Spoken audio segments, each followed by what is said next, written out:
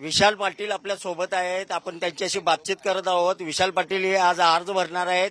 काल त्यांनी अर्ज भरलेला आहे. आपण त्यांच्याकडून जाणून घेऊया काल कोणत्या पद्धतीने त्यांनी अर्ज भरलेत आणि कोणकोणते अर्ज भरलेले आहेत. मला सांगा विशाल दादा, काल कोणकोणते अर्ज भरलेले त्यांनी आज काय करणार आहेत?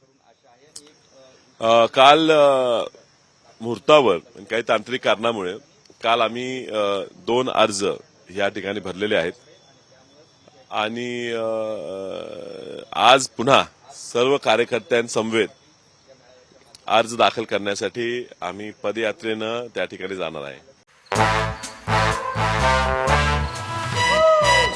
Come, come, come, my love. Please don't say no, baby. Come, come, come, my love.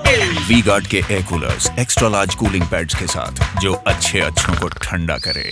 V-Guard air coolers, long lasting cooling. उमेदवारी नाकारल्यानंतर जे कार्यकर्ते आक्रमक झाले होते ते अजूनही ठाम आहेत की आपण उभं राहावं. तुमची भूमिका काय असणार आहे भविष्यात?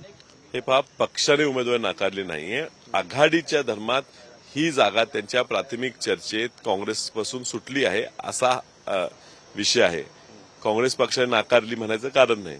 पण काँग्रेस पक्षाच्या सीसी सेंट्रल इलेक्शन कमिटी त्या बैठकीत काँग्रेस पक्षाने एकमताने माझं नाव फायनल केलं होतं.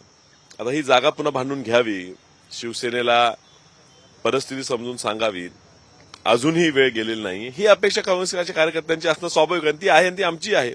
त्यातला भाग म्हणून आज आम्ही अर्ज भरायला सगळेजण एकत्र जात आहोत.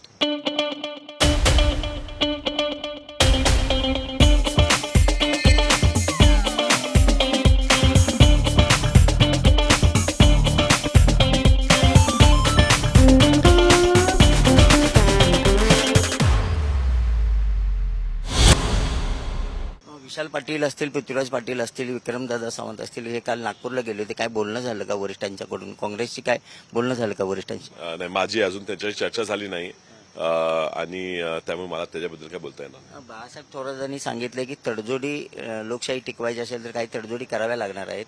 त्याचबरोबर विश्वजित कदम यांनी सुद्धा सांगितलेलं की महाविकास आघाडी धर्म पाळावा असं वरिष्ठांनी सांगितलंय.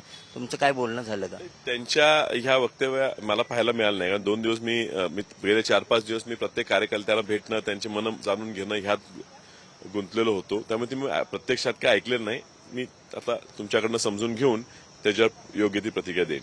काल चंद्रहार पाटलांनी महाविकास आघाडीच्या मेळाव्यात सांगितले की शेतकऱ्याचा मुलगा खासदार होतोय.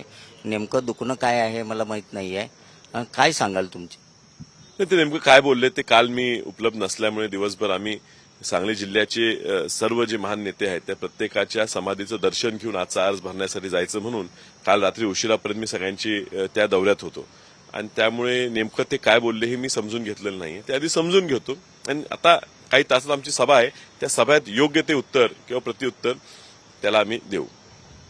नक्कीच आपण पाहू शकता आता अर्ज भरणार आहोत आणि कार्यकर्त्यांच्या मेळाव्यात आपण आपली स्पष्ट भूमिका मांडणार असल्याची मत विशाल पाटील यांनी आता बोललेलं आहे. आपण कॅमेरामन अभिजित सोबत मी शंकर देवकुळे, TV9 मराठी, सांगली.